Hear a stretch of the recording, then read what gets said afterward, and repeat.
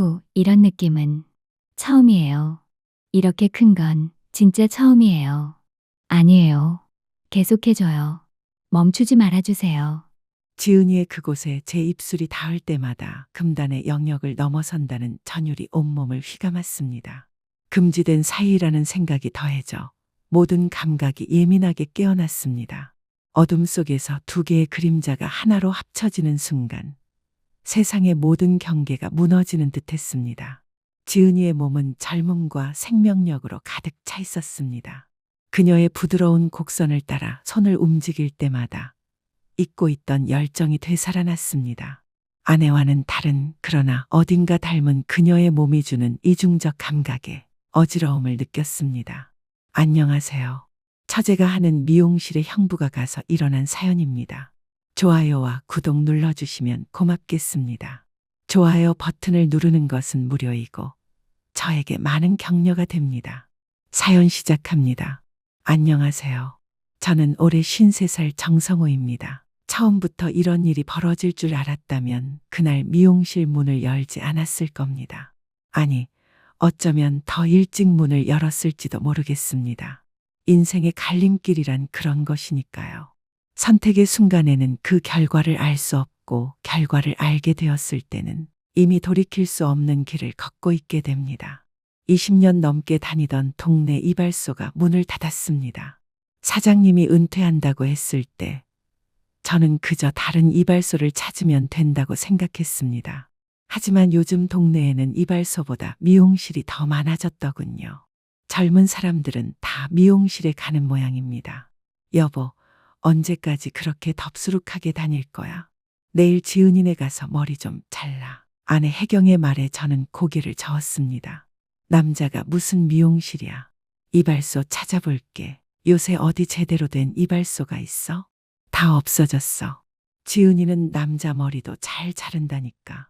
내가 벌써 예약해뒀어. 아내의 고향 동생이자 아내네 집에서 거의 키웠다시피 한 지은이.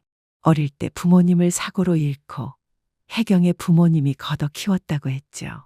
결혼 후에도 명절 때마다 만나고 몇 년 전까진 가끔 집에 놀러 오는 사이였습니다. 지은이가 이혼하고 미용을 배워서 미용실을 차린다는 얘기는 간간히 들었지만 그녀가 미용사가 되어 일하는 모습은 본 적이 없었습니다. 다음 날 아침 아내는 출근하기 전에 또 말했습니다. 오후 2시에 예약해뒀으니까 꼭 가. 알았어, 갈게. 하지만 저는 카페 일이 바쁘다는 핑계로 가지 않았습니다. 점심시간에 아내에게서 전화가 왔습니다. 머리 잘랐어? 아, 미안. 좀 바빠서. 오후에 갈게. 꼭 가. 지은이가 기다린대. 난 오빠가 약속 안 지킬 사람이라고 말 못했거든. 결국 저는 알바생에게 카페를 맡기고 지은의 미용실로 향했습니다. 문을 열고 들어가자 은은한 향기가 코끝을 스쳤습니다. 어서 오세요. 카운터에 있던 젊은 여성이 인사했습니다. 저 2시에 예약했는데요. 성호님이세요? 원장님께서 기다리고 계세요. 안쪽에서 지은이가 나왔습니다. 단정하게 묶은 머리, 깔끔한 유니폼, 그리고 전문가다운 미소. 제가 알던 수줍은 여자의 모습은 온데간데 없었습니다. 순간 놀라움이 밀려왔습니다. 지은이가 이렇게 예뻤나? 이렇게 세련됐었나? 전문적인 모습이 어쩐지 매력적으로 느껴졌습니다. 형부, 오랜만이에요. 이쪽으로 오세요. 그녀는 저를 의자로 안내했습니다. 거울 앞에 앉자 덥수룩해진 제 머리가 한눈에 들어왔습니다. 많이 자랐네요. 어떻게 해드릴까요? 아, 그냥 평소처럼 짧게 해주면 돼. 형부는 계속 같은 스타일로만 하셨죠? 이번엔 조금 다르게 해보는 건 어떨까요? 형부 얼굴형에는 조금 더 현대적인 스타일이 잘 어울릴 것 같은데. 그녀의 말에 저는 어깨를 으쓱했습니다. 알아서 해줘. 어차피 난 머리 스타일 같은 건 잘 모르니까. 지은이는 미소를 지으며 제 머리카락을 손으로 쓸었습니다. 그 순간 이상하게도 등줄기가 서늘해지는 느낌이 들었습니다. 그녀의 손가락이 제 두피에 닿을 때마다 미세한 전류가 흐르는 듯했습니다. 우선 샴푸부터 해드릴게요.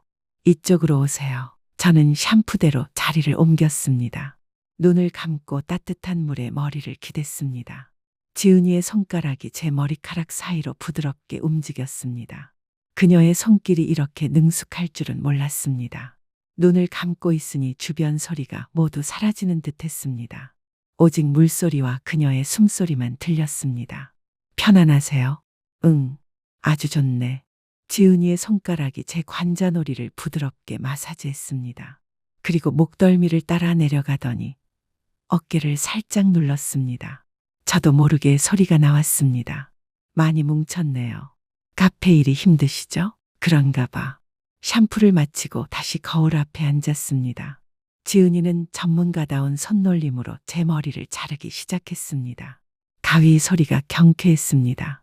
가끔 그녀의 몸이 제 어깨에 살짝 닿았다가 떨어졌습니다. 그럴 때마다 미묘한 긴장감이 흘렀습니다. 혜경 언니랑 요즘 어떻게 지내세요? 평소랑 같지? 늘 바쁘게 살아. 언니는 워커홀릭이에요. 형부가 많이 챙겨주세요. 그녀의 말에 저는 쓴웃음을 지었습니다. 요즘 아내와 저는 마주 앉아 대화할 시간도 별로 없었습니다. 그저 각자의 일에 치여 살고 있었을 뿐이죠.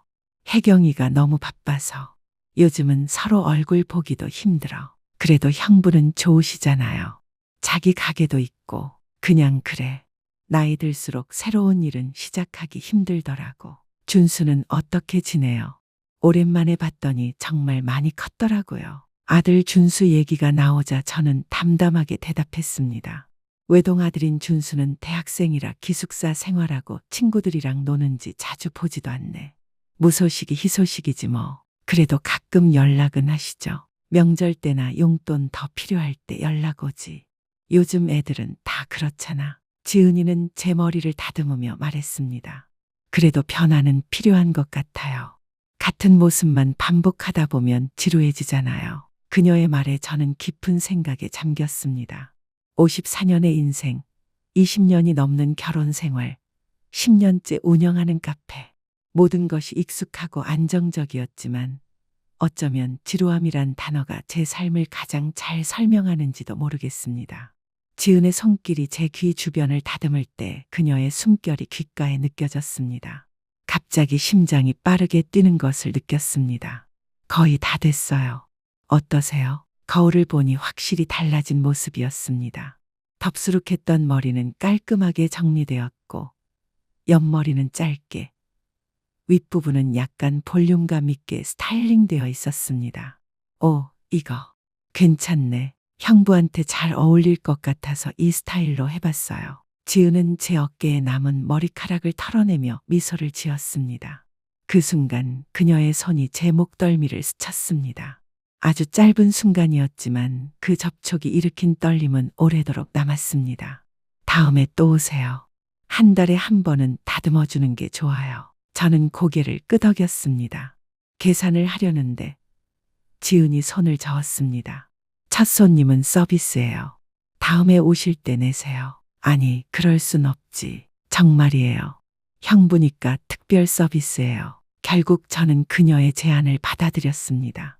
미용실을 나서는데 지은이 뒤에서 불렀습니다.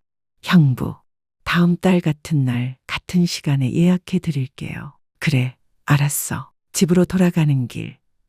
자동차 백미러에 비친 제 모습을 보며 새삼 놀랐습니다. 오랜만에 느껴보는 상쾌함이었습니다. 그리고 미용실에서 느꼈던 그 이상한 설렘. 나이 든 남자가 젊은 여성에게 느끼는 흔한 감정일까요? 아니면 오랜만에 일상의 변화를 경험한 탓일까요? 그날 저녁, 혜경이 제 머리를 보고 놀라워했습니다. 오, 정말 잘 어울리네. 지은이가 실력이 좋긴 좋네. 저는 웃으며 고개를 끄덕였습니다. 그날 밤, 침대에 누워 천장을 바라보며 지은의 얼굴이 떠올랐습니다. 그녀의 부드러운 손길, 귓가에 느껴졌던 숨결, 그리고 어깨를 스치던 그 우연한 접촉들. 모든 것이 평범한 것들었을까요? 아니면 제가 너무 많은 의미를 부여하고 있는 걸까요? 다음 달 예약된 날짜가 머릿속에서 맴돌았습니다. 한 달이 이렇게 길게 느껴진 적이 있었을까요? 일상은 다시 제자리를 찾았습니다. 카페에서의 바쁜 시간들, 혜경과의 짧은 대화, 늘 똑같은 저녁 식사와 TV 시청. 하지만 뭔가 달라진 것이 있다면 거울을 볼 때마다 지은이의 손길이 만들어준 변화를 확인한다는 것이었습니다. 그리고 가끔, 아주 가끔 그녀를 떠올리는 자신을 발견하는 것이었습니다. 미용실에서의 경험은 일상에 작은 파문을 일으켰습니다. 그리고 그 파문은 서서히, 하지만 확실하게 제 마음 깊은 곳까지 퍼져나가고 있었습니다. 아직은 그 의미를 정확히 알 수 없었지만 무언가 시작되었다는 것만은 분명했습니다. 시간은 흘러갔고 예약된 날이 다가왔습니다. 그날 아침, 저는 평소보다 일찍 일어나 거울 앞에서 오랫동안 머리를 매만졌습니다. 지난 한 달 동안 자란 머리카락을 보며 다시 지은을 만나게 될 것이라는 생각에 가슴이 두근거렸습니다. 그것은 기대였을까요? 아니면 불안이었을까요? 카페에 출근하면서도 시계를 자주 확인했습니다. 오후 2시. 그 시간이 점점 가까워질수록 저희 마음은 더욱 복잡해졌습니다. 그리고 마침내 그 시간이 되었을 때 저는 결정을 내려야 했습니다. 가야 할까요? 말아야 할까요? 결국 저는 미용실로 향했습니다. 스스로에게는 약속을 지키는 것이 예의라고 변명했지만 다른 이유가 있다는 것을 알고 있었습니다. 카페를 나서며 알바생에게 2시간 정도 다녀오겠다고 말했습니다. 평소보다 긴 시간이었습니다. 미용실 문을 열자 달콤한 향기가 제 코끝을 자극했습니다. 지난번과 같은 향기였지만 이번에는 더 진하게 느껴졌습니다. 어서 오세요. 카운터의 직원이 인사했습니다. 안쪽에서 지은이 나왔습니다. 오늘은 머리를 내리고 있었고 지난번보다 조금 더 화장을 한 것 같았습니다. 형부, 정확히 오셨네요. 그녀의 미소에 저도 모르게 따라 웃었습니다. 오늘도 샴푸부터 해드릴게요. 지은은 저를 샴푸대로 안내했습니다. 눈을 감고 머리를 기대자 지난번과 같은 편안함이 찾아왔습니다. 하지만 이번에는 뭔가 달랐습니다. 지은의 손가락이 제 두피를 마사지할 때 그녀의 손길이 조금 더 오래 머무는 듯했습니다. 목덜미를 쓸어내리는 손길이 어깨까지 내려갔고 가볍게 어깨를 누르며 마사지했습니다. 많이 피곤하시죠? 응, 요즘 좀 바빠. 이럴 때 마사지가 정말 좋아요. 긴장이 풀리거든요. 그녀의 손길이 제 어깨를 부드럽게 눌렀다가 놓았습니다. 이게 일반적인 서비스인지 아니면 특별한 대우인지 구분이 되지 않았습니다. 하지만 확실한 것은 매우 기분이 좋다는 것이었습니다. 샴푸를 마치고 거울 앞에 앉았습니다. 혜경 언니가 형부 머리 보고 좋아하셨어요. 응, 마음에 들어 했어. 다행이네요. 언니가 좋아하시면 제가 더 신경 써서 해드려야겠어요. 그녀의 말에 저는 괜히 죄책감이 들었습니다. 카페 일은 재밌으세요? 그냥 그래. 변화가 없어. 변화, 중요한 것 같아요. 사람은 변화가 있어야 새로운 에너지가 생기니까요. 지은의 손이 제 귀 근처를 다듬을 때 그녀의 손가락이 귓불을 스쳤습니다. 우연인지 의도적인지 알 수 없었지만 심장이 빠르게 뛰기 시작했습니다. 어깨가 너무 뭉쳤네요. 조금만 풀어드릴게요. 지은이는 가위를 내려놓고 제 어깨를 마사지하기 시작했습니다. 그녀의 손길이 목덜미부터 양쪽 어깨까지 부드럽게 움직였습니다. 그녀의 손길이 어깨에서 등으로 내려갔습니다. 점점 더 넓은 범위를 마사지했습니다. 이상하게도 거부감이 들지 않았습니다. 오히려 더 오래 지속되기를 바라는 마음이 들었습니다. 혜경 언니는 형부한테 마사지 안 해주나 봐요. 그럴 시간이 어디 있어. 각자 바쁘게 살다 보니까. 아이고, 그래서 제가 이렇게 해드리는 거예요. 가족이니까요. 가족. 그 단어가 갑자기 무겁게 느껴졌습니다. 지은이는 혜경의 동생과 다름없는 존재였습니다. 그런데 왜 이런 낯선 감정이 일어나는 걸까요? 마사지가 끝나고 지은이는 다시 머리 손질을 계속했습니다. 거울을 보니 지난번보다 더 세련된 느낌이었습니다. 분명 같은 스타일인데도 뭔가 달라 보였습니다. 좋네. 실력이 정말 좋구나. 감사합니다. 형부한테 잘 보이고 싶었어요. 그 말에 저는 순간 당황했습니다. 그녀의 눈빛이 거울을 통해 저와 마주쳤습니다. 짧은 순간이었지만 그 안에 담긴 의미를 읽을 수 있을 것 같았습니다. 계산을 하려는데 지은이 또 손을 저었습니다. 다음에 오실 때 한꺼번에 계산하시면 돼요. 아니, 그럴 순 없지. 정말이에요. 형부는 특별 고객이니까요. 결국 이번에도 계산하지 않고 나왔습니다. 미용실을 나서는데 지은이 뒤에서 불렀습니다. 형부, 다음에는 한 달 말고 보름 뒤에 오세요. 머리가 빨리 자라시는 것 같아요. 집으로 돌아가는 길, 머릿속은 복잡했습니다. 지은이의 손길, 그녀의 눈빛, 그리고 형부한테 잘 보이고 싶었어요라는 말. 모두 평범한 의미일까요? 아니면 다른 의미가 담겨 있는 걸까요? 그날 저녁, 혜경은 제 머리를 보고 별다른 반응을 보이지 않았습니다. 당연했습니다. 큰 변화가 없었으니까요. 하지만 저는 마치 큰 비밀이라도 숨기고 있는 것처럼 가슴이 두근거렸습니다. 지은이 잘 지내? 혜경의 질문에 저는 깜짝 놀랐습니다. 아, 응, 잘 지내더라. 손님도 많은 것 같고. 그래? 다행이네. 요즘 연락을 잘 안 받아서 걱정했거든. 혜경의 말에 저는 이상한 안도감을 느꼈습니다. 지은이가 혜경과 자주 연락하지 않는다는 사실이 왜 안심이 되는 걸까요? 보름이 지났습니다. 약속된 날짜가 다가올수록 저는 초조해졌습니다. 이번에는 혜경이에게 말하지 않았습니다. 굳이 알릴 필요가 없다고 생각했습니다. 그저 머리를 자르러 가는 것뿐이니까요. 약속 시간보다 조금 일찍 미용실에 도착했습니다. 지은은 다른 손님의 머리를 하고 있었습니다.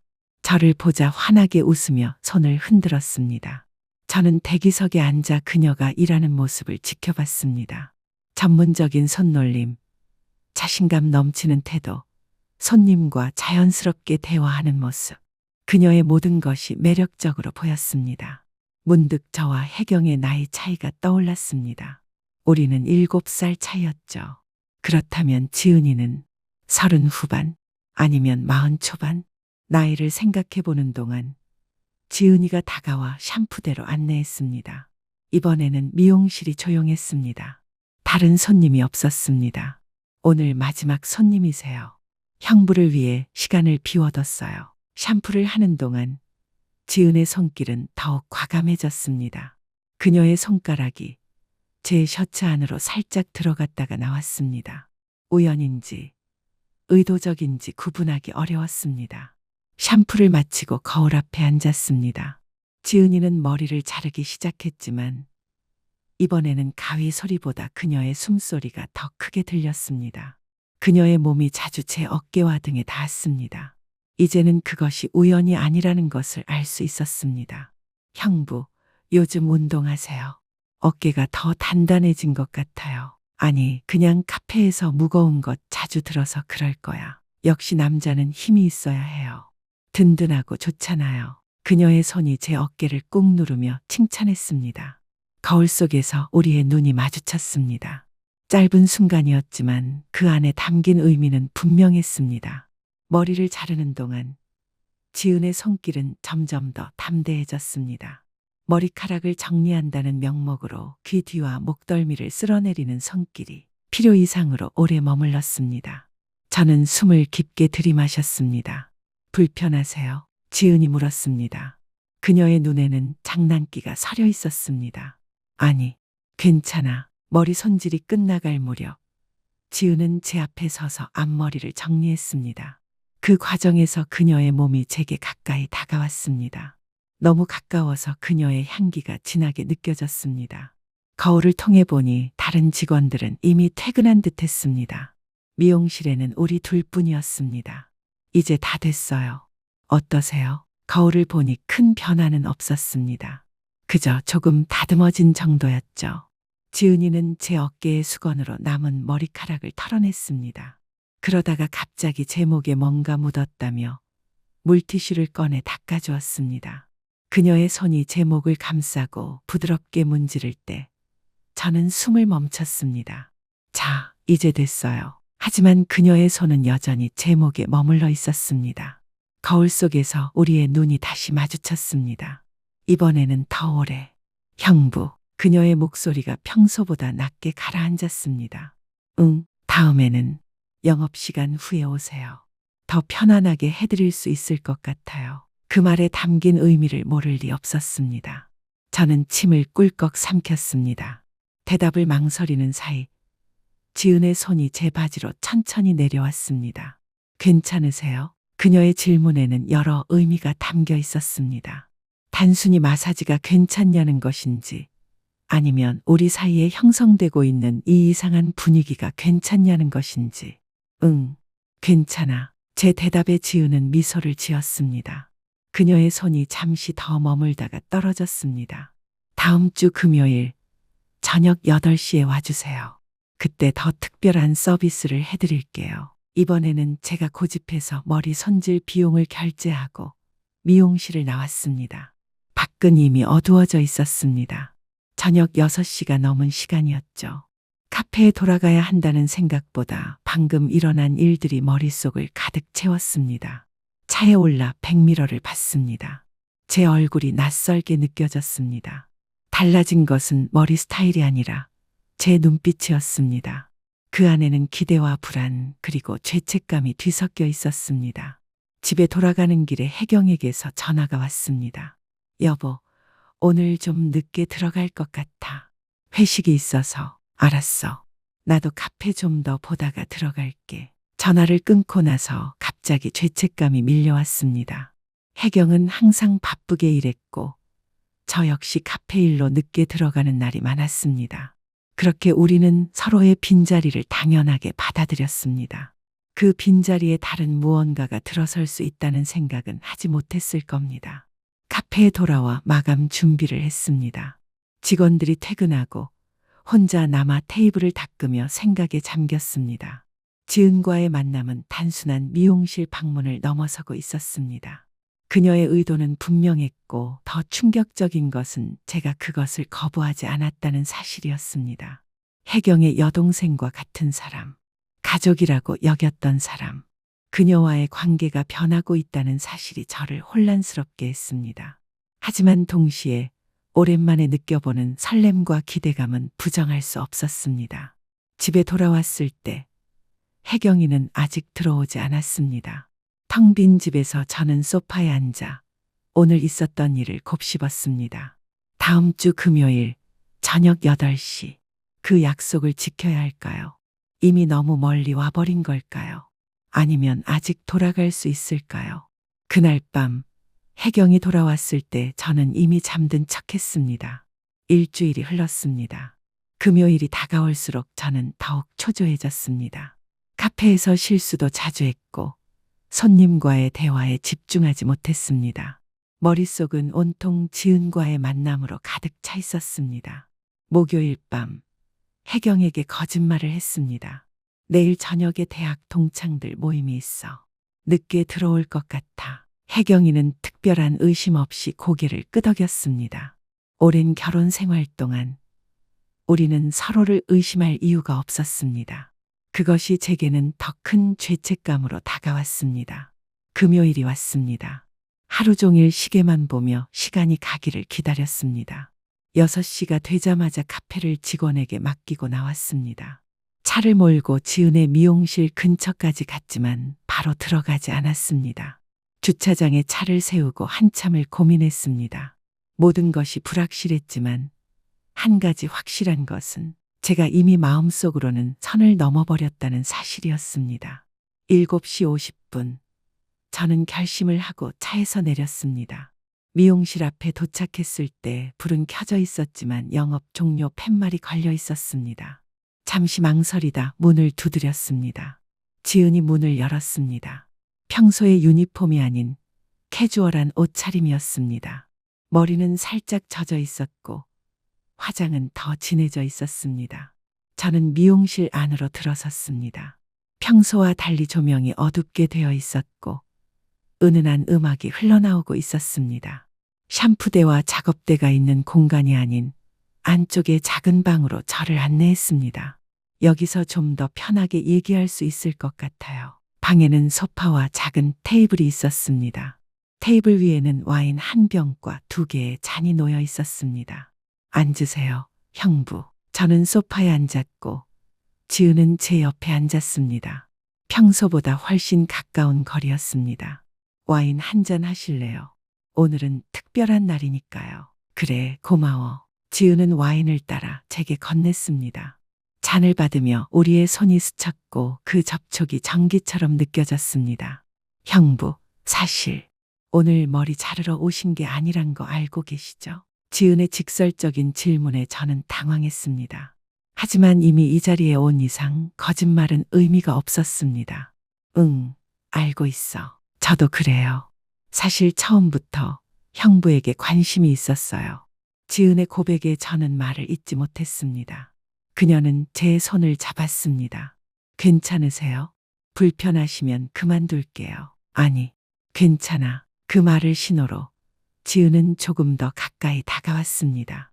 그녀의 향기가 진하게 느껴졌습니다. 더 이상의 말은 필요 없었습니다. 우리의 눈빛이 모든 것을 말해주고 있었으니까요. 처음에는 조심스러운 손길이었습니다.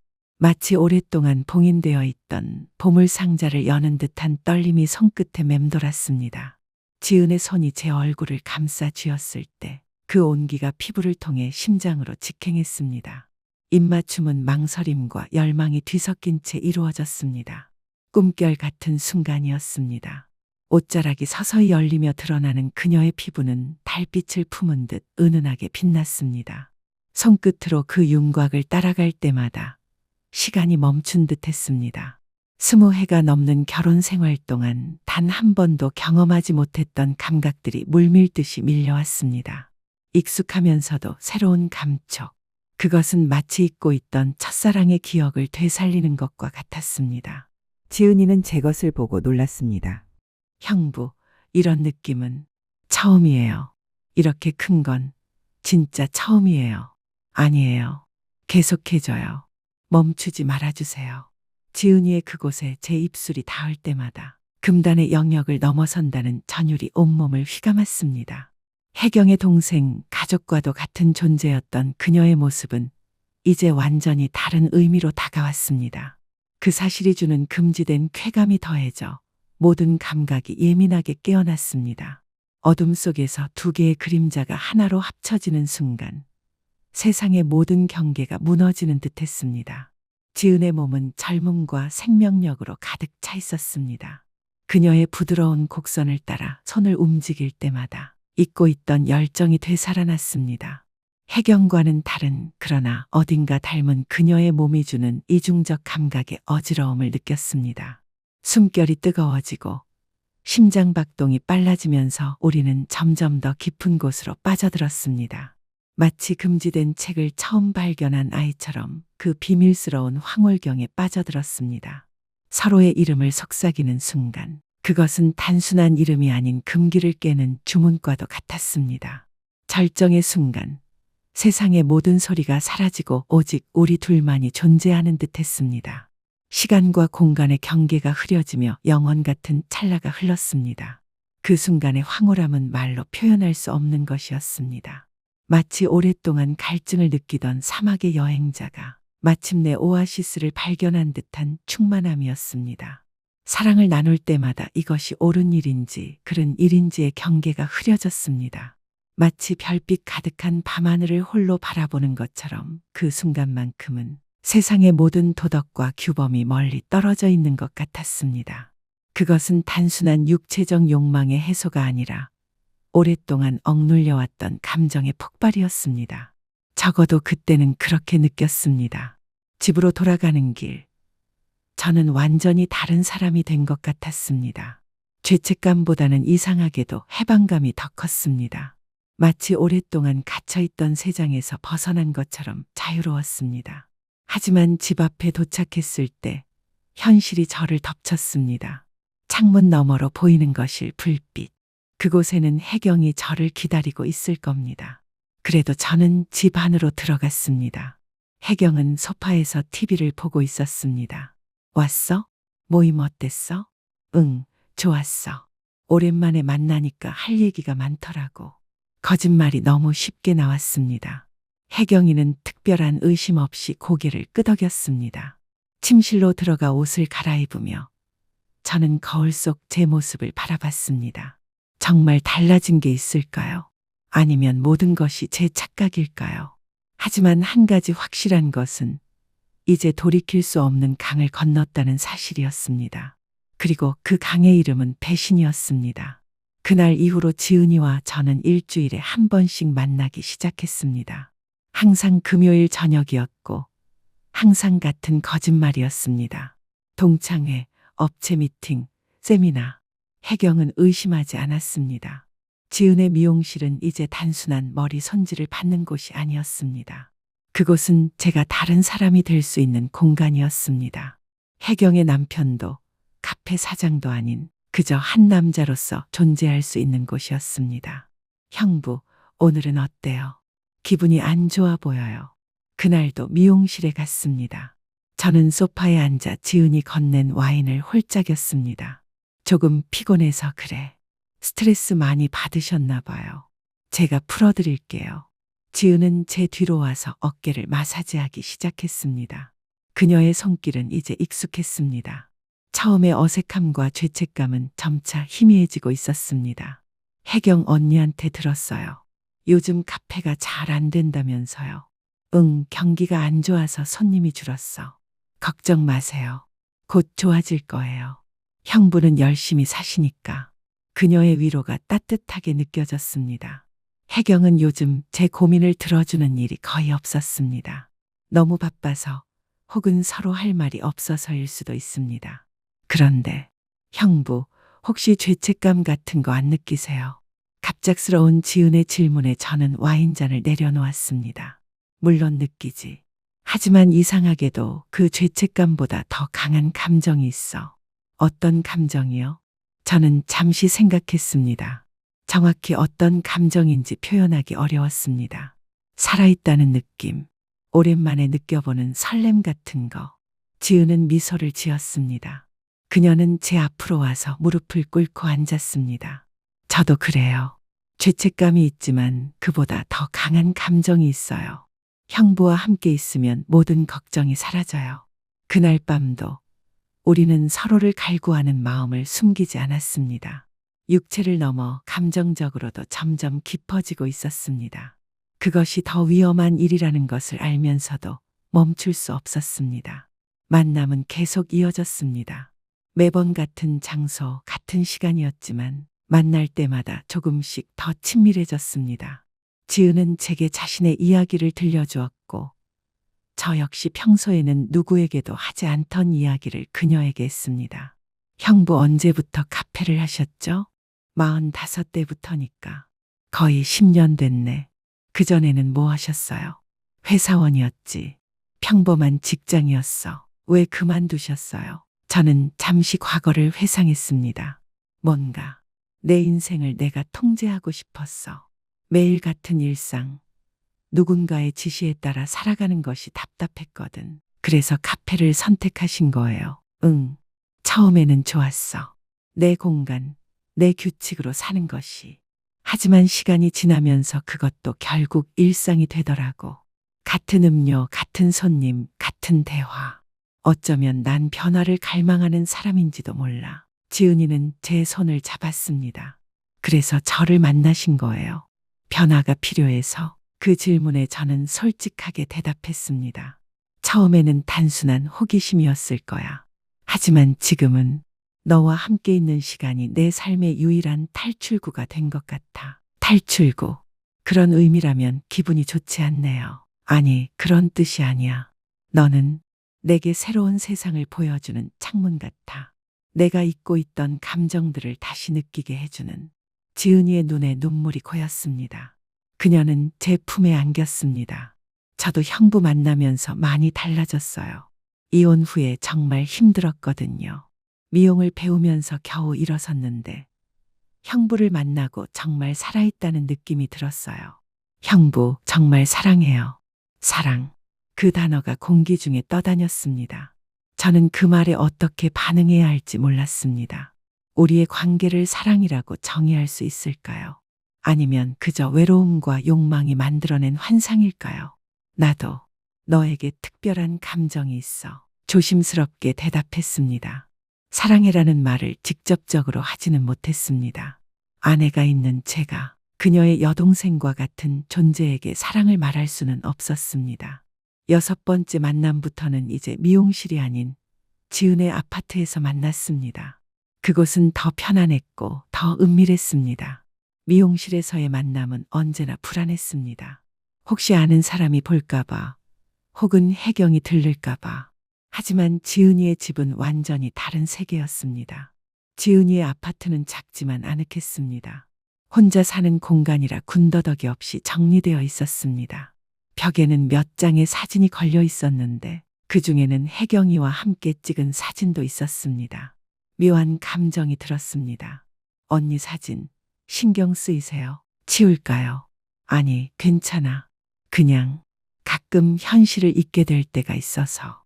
지은이는 제 곁에 앉았습니다. 형부, 후회하세요. 후회? 글쎄, 어쩌면 나중에 크게 후회할지도 모르지. 하지만 지금은 너와 함께하는 시간이 너무 소중해.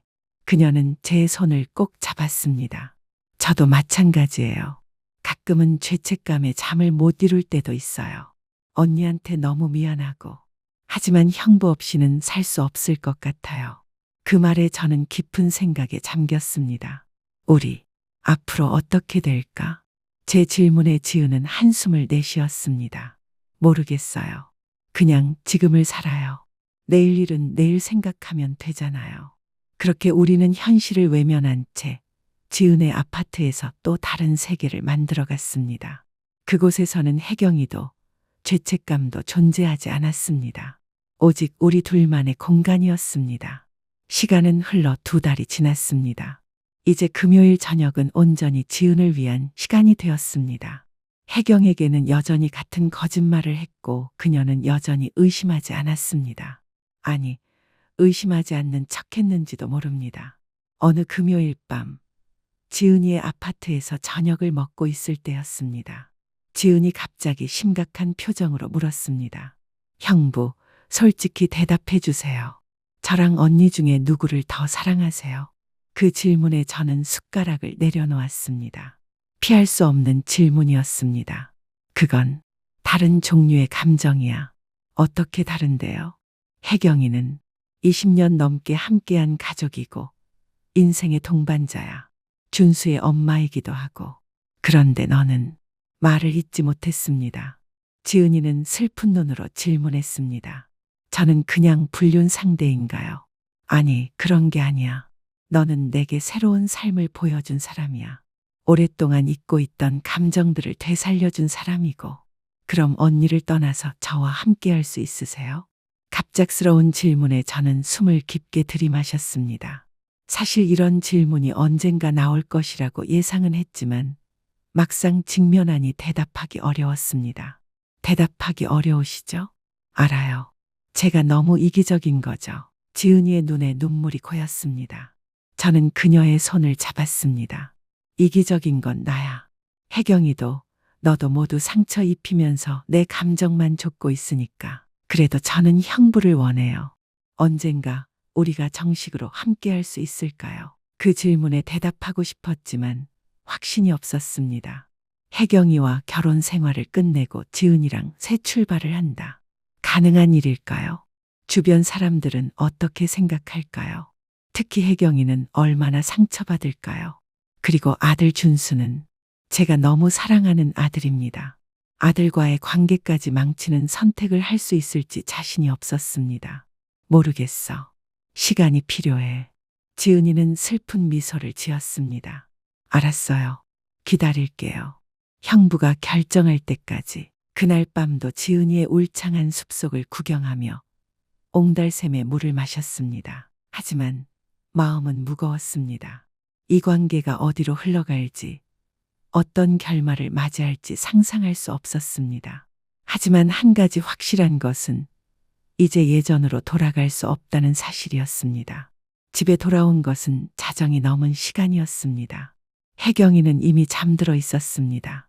옆에 누워 그녀의 잠든 얼굴을 바라봤습니다. 다음 날 아침 혜경이 갑자기 물었습니다. 요즘 뭔가 달라진 것 같아. 심장이 빠르게 뛰기 시작했습니다. 뭐가? 뭔가 젊어진 것 같아. 활기차 보여. 운동을 좀 해서 그런가. 사실 운동은 하지 않았습니다. 그저 거짓말이 습관이 되어가고 있었습니다. 뭔가 다른 이유가 있지 않아? 혜경의 눈빛이 의심스러웠습니다. 혹시 무언가 알고 있는 걸까요? 글쎄, 카페 일이 요즘 좀 잘 돼서 그런가. 그래, 참, 지은이한테 연락 왔어? 갑작스러운 질문에 저는 당황했습니다. 지은이? 아니, 왜? 요즘 연락이 잘 안 돼서. 전화도 잘 안 받고. 미용실이 바쁜가 봐. 혜경이는 더 이상 말하지 않았습니다. 하지만 그녀의 눈빛에서 뭔가 알고 있다는 느낌을 지울 수 없었습니다. 그날 저녁, 혜경이 목욕하는 사이에 지은이에게 카톡을 보냈습니다. 혜경이 너한테 연락했다며. 잠시 후 답장이 왔습니다. 네, 언니가 몇 번 전화했는데 미용실이 바빠서 못 받았어요. 앞으로 혜경이 연락하면 꼭 받아. 의심받지 않으려면 평소처럼 행동해야 해. 알았어요. 혹시 언니가 뭔가 알고 있을까요? 모르겠어. 하지만 조심해야 해.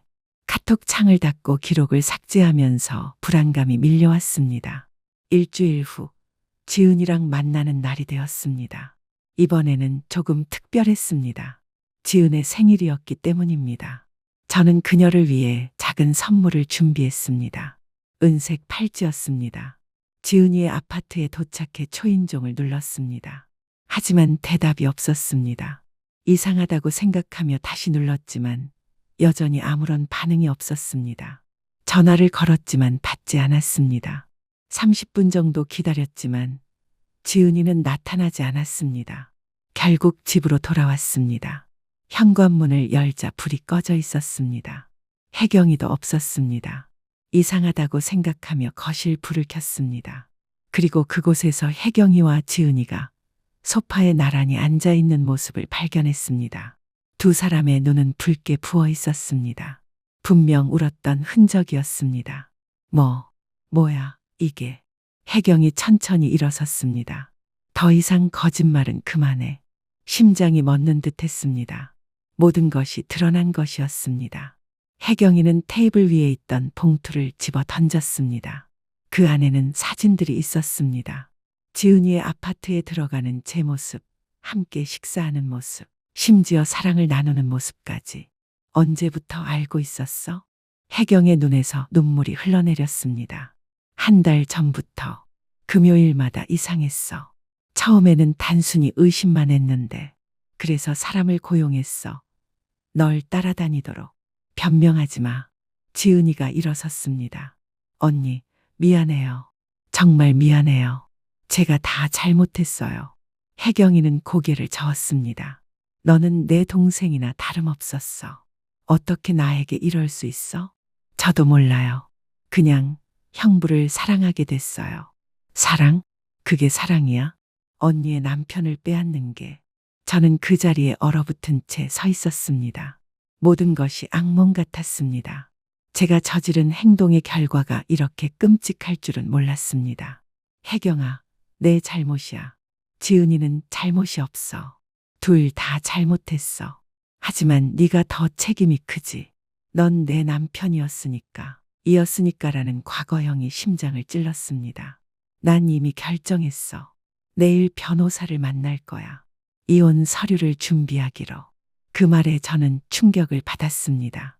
물론 당연한 결과였지만 실제로 그 말을 듣자 현실감이 밀려왔습니다. 혜경아, 우리 대화라도 하자. 준수 두고 우리가 어떻게 이혼을 해? 대화? 지금까지 충분히 기회가 있었잖아. 하지만 넌 대화 대신 거짓말을 선택했어. 지은이가 다시 입을 열었습니다. 언니, 제발 형부를 용서해줘요. 제가 모든 책임을 질게요. 혜경이는 쓴웃음을 지었습니다. 용서? 감히 네 입에서 용서라는 단어가 나와. 너희 둘 다 보기 싫어. 혜경이는 가방을 들고 현관으로 향했습니다. 어디가? 친구 집에 갈 거야. 문이 닫히고 저와 지은이만 남았습니다. 침묵이 흘렀습니다. 지은이의 눈에서는 눈물이 멈추지 않았습니다. 어떻게 된 거야? 지은은 흐느끼며 대답했습니다. 언니가 오늘 미용실에 찾아왔어요. 사진을 보여주면서 모든 걸 물었어요. 저는 부정할 수 없었어요. 그래서 집에서 기다린 거구나. 저는 소파에 주저앉았습니다. 모든 것이 무너져 내리는 기분이었습니다. 모든 것이 한순간에 사라져 버렸습니다. 이제 어떻게 해야 할까? 지은이는 제 옆에 앉았습니다. 형부, 정말 미안해요. 제가 너무 이기적이었어요. 아니야, 내 잘못이야. 내가 모든 것을 시작했으니까. 우리는 어떻게 되는 거예요? 그 질문에 저는 대답할 수 없었습니다. 모르겠어. 시간이 필요해. 지은이는 천천히 일어섰습니다. 저도 시간이 필요할 것 같아요. 언니한테 너무 미안해서. 당분간은 서로 만나지 말아요. 그게 좋겠어? 네. 모두가 진정할 시간이 필요해요. 지은이는 눈물을 닦으며 현관으로 향했습니다. 지은아, 정말 미안해. 너 인생까지 망치게 해서 미안해. 지은이는 슬픈 미소를 지었습니다. 제 선택이었어요. 형부. 후회하지 않아요. 다만 언니한테는 정말 미안해요. 문이 닫히고 저는 혼자 남았습니다. 텅 빈 집, 텅 빈 마음. 모든 것이 공허했습니다. 그날 밤 저는 소파에 누워 천장을 바라보며 생각했습니다. 언제부터 모든 것이 잘못되기 시작한 걸까요? 처음 미용실에 갔을 때부터, 아니면 그보다 더 오래전 혜경과의 관계가 소원해졌을 때부터. 다음 날 아침 혜경이에게 전화했지만 받지 않았습니다. 문자를 보냈지만 답장도 없었습니다. 저는 카페에 가지 않고 집에만 있었습니다. 누군가 찾아올까 기다렸지만 아무도 오지 않았습니다. 일주일이 지났습니다. 혜경이의 변호사가 연락해 왔습니다. 이혼 조건을 논의하자고 했습니다. 모든 것이 현실이 되어가고 있었습니다. 지은이에게도 연락했지만 그녀 역시 받지 않았습니다. 미용실에 가봤지만 휴업 중이라는 팻말만 걸려 있었습니다. 그녀도 저를 피하고 있는 것 같았습니다. 준수에게도 여러 번 전화를 걸었습니다. 아들에게 상황을 설명하고 싶었습니다. 하지만 전화는 매번 음성사서함으로 넘어갔습니다. 결국 문자를 보냈습니다. 준수야, 아빠야. 중요한 얘기가 있으니 전화 좀 해줄래? 반나절이 지나서야 답장이 왔습니다. 엄마한테 다 들었어요. 지금은 얘기하고 싶지 않습니다. 짧은 메시지에 담긴 차가움이 가슴을 찔렀습니다. 아들의 마음속에서 제가 이미 아빠가 아닌 가족을 배신한 사람으로 자리 잡고 있다는 것을 느낄 수 있었습니다. 다시 전화를 걸었지만 이번에는 아예 꺼져 있었습니다. 한 달이 지났습니다. 이혼 서류에 서명했습니다. 혜경은 끝까지 저와 대면하지 않았습니다. 모든 것은 변호사를 통해 진행되었습니다. 재산 분할, 카페의 처리, 집의 소유권, 모든 것이 냉정하게 사무적으로 처리되었습니다. 지은에게 여러 번 연락을 시도했지만 그녀는 응답하지 않았습니다. 결국 미용실을 다시 찾아갔을 때 그곳은 이미 다른 가게로 바뀌어 있었습니다. 주인이 바뀌었다고 했습니다. 지은은 떠난 것이었습니다. 모든 것을 잃었습니다. 아내, 가정, 그리고 지은까지. 제가 선택한 일탈의 대가였습니다. 어느 날 우연히 혜경이의 친구를 마주쳤습니다. 그녀는 저를 보고 피하려 했지만 제가 먼저 말을 걸었습니다. 혜경이는 잘 지내? 그녀는 잠시 망설이다 대답했습니다. 그럭저럭. 지방으로 발령받아서 이사했어. 그래? 어디로? 말해줄 수 없어. 혜경이가 원치 않아. 알았어. 그냥 잘 지내는지만 알고 싶었어. 지은이는 연락해? 그 질문에 저는 고개를 저었습니다. 아니, 연락이 안 돼. 어디로 갔는지도 몰라. 혜경이의 친구는 쓴웃음을 지었습니다. 모르는 게 당연하지. 해외로 갔으니까. 호주인가 어디로 갔다고 하더라. 새 출발하겠다고. 다시는 한국에 안 올 것 같대. 그 말을 듣고 저는 더 이상 묻지 않았습니다. 모든 것이 끝난 것이었습니다. 집으로 돌아와 거울 앞에 섰습니다. 머리가 많이 자랐습니다. 더 이상 지은이 다듬어주지 않으니 다시 덥수룩해졌습니다.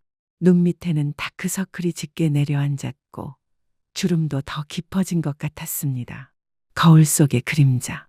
그것이 바로 제 모습이었습니다. 욕망을 줬다가 모든 것을 잃어버린 한 남자의 모습. 이제 다시 시작해야 합니다. 모든 것을 잃었지만 아직 인생은 남아있으니까요. 어떻게 살아갈지, 어디서부터 다시 시작할지는 아직 모르겠습니다. 하지만 한 가지 확실한 것은 이번에는 더 이상 거짓된 욕망에 속지 않을 것이라는 점입니다. 긴 이야기를 끝까지 들어주셔서 고맙습니다. 혹시라도 제 이야기에 공감하셨다면 작은 응원의 표시로 좋아요를 눌러주시면 감사하겠습니다. 저와 같은 상처 입은 영혼에게는 큰 위로가 됩니다. 더 많은 평범한 사람들의 진솔한 이야기가 궁금하시다면 구독도 부탁드립니다. 댓글로 여러분의 생각을 남겨주세요. 비판이든 위로든 모든 의견을 겸허히 받아들이겠습니다. 귀중한 시간을 내어 제 복잡하고 부끄러운 이야기를 끝까지 들어주신 여러분께 진심으로 감사드립니다. 여러분 모두 건강하시고 무엇보다 제가 잃어버린 가족의 소중함을 늘 간직하시길 바랍니다.